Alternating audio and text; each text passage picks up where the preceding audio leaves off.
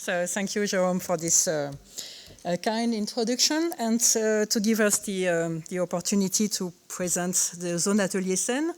And I was asked to present the success stories of the different kinds of transfer between the researchers and decision makers of the Seine River. So two of the user group which was presented by Michel at the beginning of the afternoon. So I am Laurence Lestel, header of the Zone Atelier Seine, and working as an environmental historian. And here is Alexandre Deloménie, who works with us as a communicant between us and the stakeholders. So it's a crucial role that was quite absent from the first part of this afternoon, except the last question to Daniel Hohenstein. So let's present the Seine River Basin, our terrain de travail. The Seine River Basin extends over 76,000 square kilometers, of which 65,000 square kilometers are upstream of the estuary. So the outlet of the basin is located here at Pose. The total length of the river network is more than 27,000 kilometers, mostly composed of first and second trawler orders. It means small rivers. In our program, we studied the hydrosystems from its headwaters to the estuary. The socio-hydrosystem is dominated by the presence of Paris megacity in the central part of the basin, totalizing more than 12 million people of the 17 million people of the whole basin. Paris is also surrounded by areas of intensive agriculture, specialized in the intensive production of cereal, and the Seine River corridor was long a place of heavy industrialization, still existing near its harbor, such Paris or Rouen or Le Havre, favored by the deepening of the Seine River bed since the 19th century. Fortunately, we published a collective book in 2021 on our research about the Seine River basin trajectories, which helps me to prepare this talk. The book is in open access, so you can read it online. I must say a word about the particular organization of the Zone Atelier Seine. It's a combination of 3 programs which exist individually and without interruptions since the 1990s. ARCEAU works particularly on urban waters, the GIP Seine-Aval on the estuary, and the PIREN-Seine on the whole basin upstream of the estuary. So here, all these parts. They share a common base of knowledge and tools about water quality. It means we all know that the functioning, transfers and trajectories within the basin are mainly controlled by human factors, and that water quality is a reading and interpretation by the society of measurements on waters. It's the society who established the quality criteria. Our approaches are systemic and include short, medium, and long-term studies. The PIREN-Seine program is integrated in the Zone Atelier program since its beginning in 2001. These 3 programs are now working together since 2015, and as a whole, it represents 50 full-time equivalent researchers and around 10 PhD per year, with a global funding of more than 2 million euros. But each program keeps its own way of management and particular relationship with their partners. So today I will particularly focus on the PIREN-Seine program. So what makes this program so relevant? From the beginning, the program was built on a bottom-up basis. It is conceived every 4 years by scientists and proposed to a committee with all our partners. These partners have previously expressed their own questions or their own expectations, and they validate the program and its usefulness. The resulting program is a research program with research questions and scientific validation, which result in a scientific production at the international level. But this program also fulfills the expectation of our partners. Co-construction is also part of the program, especially regarding the scenarios of the future, their construction and validation. In these few minutes of this talk, I shall only give some examples of transfer from researchers to decision makers. There can be different kinds of transfers. Tools directly used by our institutional partners, such as models, new visions of the basin through our studies of trajectories and our co-construction of scenarios about global or hydroclimate changes, consumer habits, agricultural practices, etc. And third, changes of paradigms inspired by PIREN-Seine works, and I shall give such an example driven by urban planners. So first, tools. One of the most important contributions of the PIREN-Seine program is the REEVE model on biogeochemical processes in order to model nutrient cycling and ecological functioning of rivers. It has evolved over the last 30 years and includes now 30 state variables. In parallel, it was declined in two parent models, one at a very fine scale, here, and optimized for the main rivers of the basin, especially the Seine River downstream of Paris. The PROSE model is used by the SIAP, which is the Parisian Wastewater Treatment Syndicate, to simulate highly transient events such as rainstorms and the discharge from the Parisian combined sewers of 9 million inhabitants and 2.5 million cubic meters of wastewater per day. The other is the REEVE core embedded in a geographic information system to simulate physicochemical data for river water bodies not monitored by measuring stations. It is used by the Seine Basin Authority, the Agence de l'eau Seine-Normandie, to fulfill the demand of the European Union Water Framework Directive of regular water quality reporting for the whole basin. The models are now included in a modeling chain from the agriculture practices to the coastal zone, including the transfer of nutrients to the river along the land-ocean continuum. I just put this slide to say that my colleagues proposed an indicator ICEP, of nutrient fluxes, which is now recommended by the International Oceanographic Commission of the UNESCO. So second step, trajectories and scenarios. The reconstruction of trajectories and construction of scenarios for the future, which gave a new vision of the basin and its evolution. Here is one example of the average nitrate concentration of the rivers of all the whole rivers of the basin as output values of the modeling chain I presented before in 2040. For different scenarios, the first one is business as usual. The second one is the worst one here, with market openness and even more specialization of the agriculture. And the third one is a virtuous one with organic farming and changes in our diet. Demetarian diets means a reduction by half of animal product consumption. Shall I have to comment? Of course, a blue or green color is better than orange and red. We also work, of course, on the impact of climate change on the Seine River system functioning. That is a big part of our researchers. Third step, changes of paradigm. The city of Paris has decided in 2019 to make the renovation of the former hospital Saint-Vincent-de-Paul in Paris. They included an experimental separate collection and recovery of urine. This part of the project was presented at the PIREN-Seine conference last October, 1 month ago.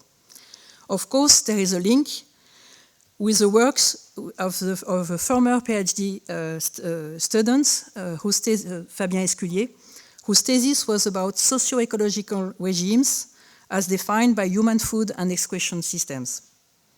In this case, the idea of the feasibility of the project was helped by the well-documented results worked by Fabien thesis, and his expertise was solicited for the construction of this project. So lessons learned from this, from our case studies. First, whole basin approaches on large watersheds from headwater to the coastal zone, including artificialized waterways, are interesting to study socio-hydrosystems. They integrate all types of human impacts. They also allowed inter-comparisons, which can show different trajectories, pointing out differences within social responses to similar pressures. Here is the example of the effectiveness of public policies in Berlin, Milan, Brussels, and Paris in restoring the good status of rivers that have been degraded since the 19th century. So it means that it takes more than 100 years to fulfill this restoring of the good status. So divergences are obvious and have to be explained, and convergence at the end of the period are due to the European directives, the one of 1991 Wastewater Directive and the 2000 European Framework Directive on Water, of course. We also published these results in a collective book in French with researchers in geography, history, and environmental science from the 4 cities. Lesson 2, about the usefulness of long-term instrumented sites. Here 2 examples. 3 case stations, Marnay, Bougival, Triel, on the Seine River to determine mass balances and fluxes. These sites are more than 30 years of observation. And second, the Orgeval, we already speak about this site this morning with Jenny. This experimental specific site is Oscar site, so as you know, instrumented since 1962 with numerous instruments, allowing to understand and validate biogeochemical processes and transfers at this relatively small scale.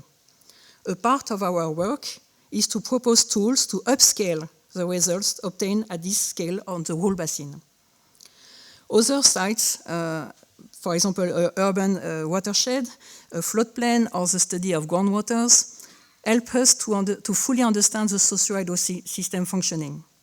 I must say that on these sites, we also practice actors-researchers transfer, as it will be explained by Alexandre. Lesson 3. Long-term programs have favored fast responses during crises. Some of our partners have been trained by the program, thus facilitating the real-time response during crises. Here 2 examples.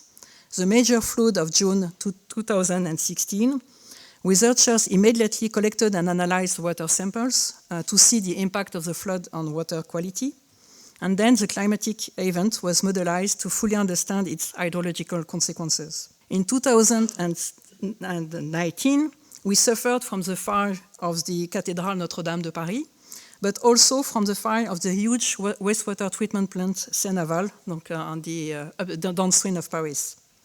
The PROSE model was mobilized to understand its immediate impact on the river, and also the mid-term impact due to the destruction of the phosphorus treatment unit. At last but not least, during the COVID crisis in 2020, a consortium of researchers and wastewater treatment plant operators organized the collect and analysis of wastewater to detect the COVID virus and to alert authorities of new waves of this virus. And the resulting observatory, Aubépine, is now run by the Health Ministry in France. As you can see, to fully understand our territory, we mobilized an increasing number of disciplines, models, and approaches. At the end of the 6th phase of the PIREN-Seine, the multiplicity of research team led some partners to ask for a better valorization of the scientific knowledge produced. This led to the launch of a knowledge transfer unit, the TU, and I will let Alexandre Deloménie present its goal and achievements. Thank you, Laurence. Hello, everyone. As you may have noticed during your career, financial support is often the main problem when it comes to transfer ideas to better scientific communication into effective projects. In our case here, the Seine-Normandie Water Agency, the EPTB Seine-Grand Lac and the ZA Seine of the CNRS are the first supporters of the transfer unit. The second problem is to find an organization that satisfies both the scientists and the financial supports, which are often stakeholders. After lots of meetings and efforts from both sides, an agreement finally emerged. This transfer unit will be carried by a specific non-profit association, ARCEAU Ile-de France.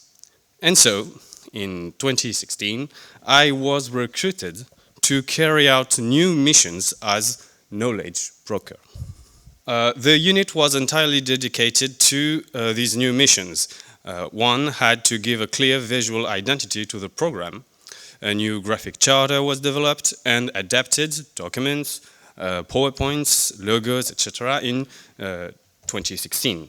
I had to animate a website at the beginning of 2017, and at the beginning of 2017, the program's website was launched. I had to produce short and accessible documents, thematic sheets, and make these documents available. I thus relaunched the PIREN-Seine booklets, as you can see here, with the new form, and I finally had to organize the annual colloquium and program workshops. By the end of 2017, the transfer unit had proven its value. The function and the job were maintained and funded until the end of the phase. Between the end of 2016 and the end of 2019, the transfer unit thus wrote and published 9 thematic sheets for the program, edited 4 booklets, including one entirely written by the transfer units, and produced 2 thematic posters.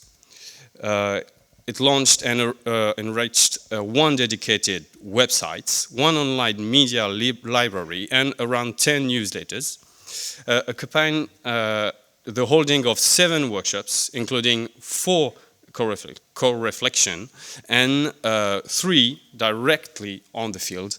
I will come to that later. And finally, organized 3 colloquium, including the 30th anniversary of the program in 2019. For the next phase of the program, the transfer unit is renewed, its budget is increased, and is integrated into the general budget of the program so that all the partners contribute to it. So you may ask why common reporting and visual identity is important to build a research network. The visual identity, the production of documents in the formal collection, the online presence may seem trivial, but it is in fact a form of valorization towards and scientific transfer towards a particular public, the decision maker. The decision maker, which is elected official, institutional general manager, ministerial cabinet, prefect, is an audience often neglected in the transfer by the scientific world, which largely prefers technicians, operational staff, or departments manager. However, it is these same people who must be convinced at some point when they have to decide on whether or not found this program over another. The art of relevant transfer is to produce documents that, in terms of form, will convince the non-technical target audience of the relevance of the program, often without them needing to even read those documents. The production of numerous coherent and clearly identifiable visual elements allows the implementation of the existence of the program with the actor of the territory.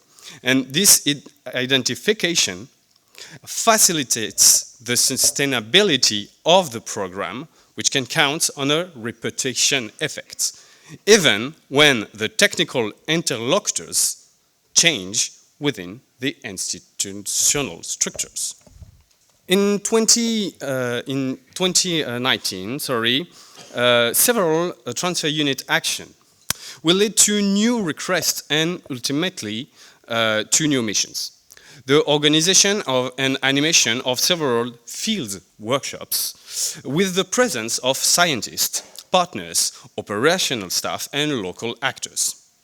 Then an intervention at the request of the water agency on the subject of the evolution of water resources within the basin.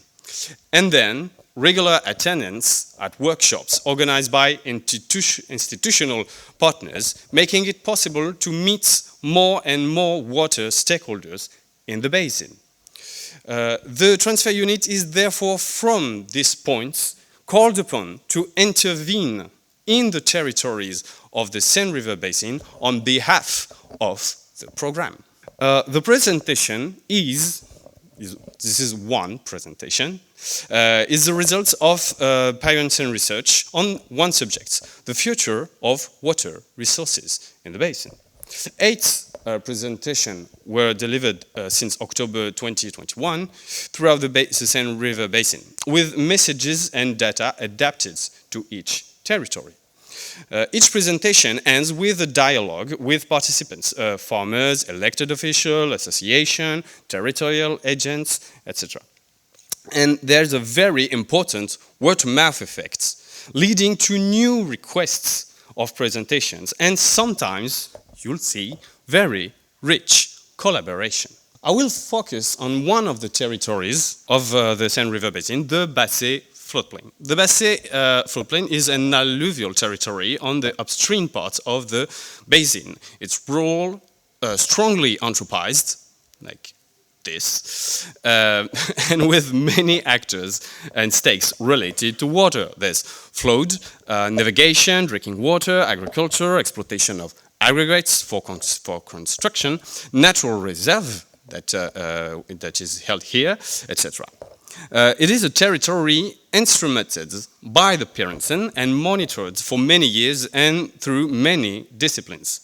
And it is a territory in which the transfer unit has been particularly involved through many vectors in the organization of workshops, the participation of educational activities, and the regular participation in workshops with local actors. These characteristics and will of the local institutional actors have made possible to launch an experiment, the formulation of an actor-researcher network of the Basset. This actor-researcher network is born from a common desire of PIREN-Seine scientists, local actors, and elected officials to produce, discuss, and share knowledge on this highly anthropized territory. The network is supported, among others, by the transfer unit, with the help of regular information, logistical supports, co-construction assistance, and by offering various formats of deliverable. And the objective in the transfer perspective is to identify and test levers, approaches, tools that can be transposed to other territories. You may ask, what is the key role of the transfer units in the process of forming a research actor network? Well, a key element of knowledge transfer is the place it takes in the production of knowledge itself.